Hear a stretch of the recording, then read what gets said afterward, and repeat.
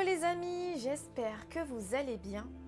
Aujourd'hui, j'aimerais vous parler d'une blessure très ancienne, une mémoire familiale transgénérationnelle que beaucoup de personnes portent encore aujourd'hui sans même s'en rendre compte.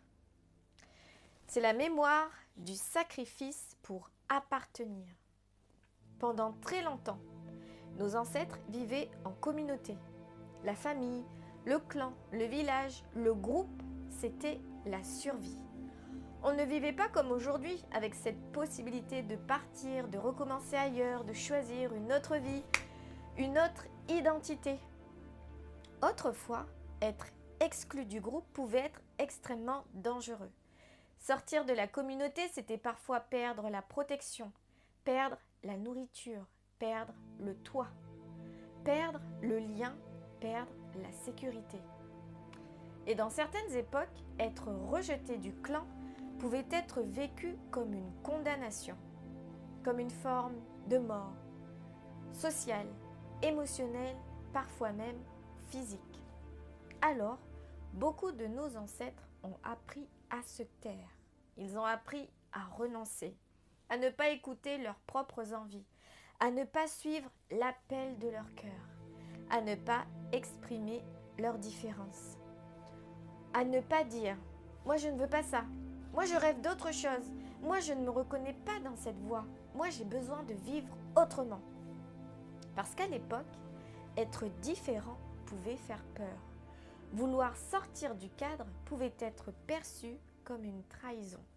Choisir son propre chemin pouvait créer du rejet, du jugement, de l'exclusion.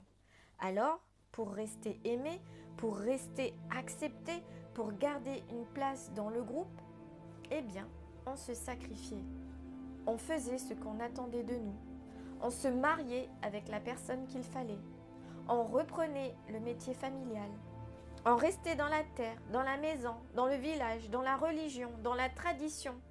On mettait de côté ses rêves, ses élans, ses dons, ses désirs profonds. Et cette mémoire-là, elle peut encore vivre à l'intérieur de nous aujourd'hui.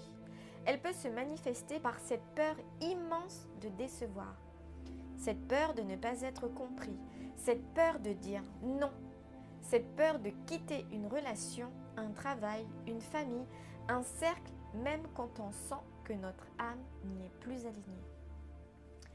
Elle peut nous faire croire que choisir notre propre chemin, c'est abandonner les autres, que penser à soi, c'est être égoïste, que s'éloigner, c'est trahir, que réussir différemment, c'est renier ses origines, que vivre selon son cœur, c'est prendre le risque de ne plus être aimé.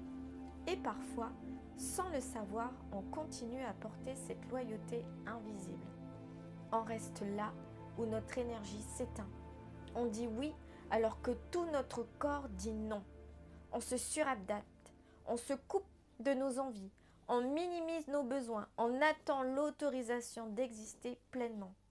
Mais aujourd'hui, nous ne sommes plus obligés de nous sacrifier pour appartenir. Nous pouvons aimer notre famille, honorer nos ancêtres, respecter notre histoire sans nous enfermer dans les mêmes renoncements. Nous pouvons reconnaître que, pour eux, appartenir au groupe était une question de survie. Mais pour nous, aujourd'hui, la guérison passe peut-être par autre chose. Elle passe par le courage de se choisir, par le courage d'écouter ce qui vibre vraiment à l'intérieur, par le courage de dire « je vous aime mais je ne porterai plus ce sacrifice ».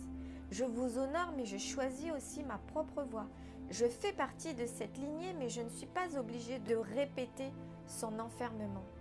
Se libérer de cette mémoire, ce n'est pas rejeter sa famille, ce n'est pas renier ses racines, au contraire, c'est rendre à chacun sa juste place, c'est permettre à notre lignée d'évoluer à travers nous. C'est transformer une ancienne peur d'exclusion en une nouvelle force d'incarnation, parce que nous avons le droit d'appartenir sans nous trahir. Nous avons le droit d'aimer sans nous sacrifier. Nous avons le droit de faire partie d'une famille, d'un groupe, d'une communauté, tout en restant profondément fidèles à nous-mêmes. Et peut-être que la plus grande libération aujourd'hui, c'est justement celle-ci. Ne plus choisir entre l'amour des autres et l'amour de soi, mais apprendre à vivre les deux avec conscience, avec douceur, avec respect et avec cette vérité profonde intérieure. Je peux honorer ma lignée sans abandonner mon âme. Voilà les amis, merci beaucoup d'avoir regardé ma vidéo jusqu'à la fin. Ça m'a fait énormément de plaisir de vous la faire. J'adore partager. J'espère que vous trouverez votre paix intérieure, votre calme et votre tranquillité pour amener la santé et suivre le chemin qui vous anime et l'appel de votre âme. Prenez bien soin de vous, je vous souhaite plein de bénédictions et à bientôt pour une prochaine vidéo.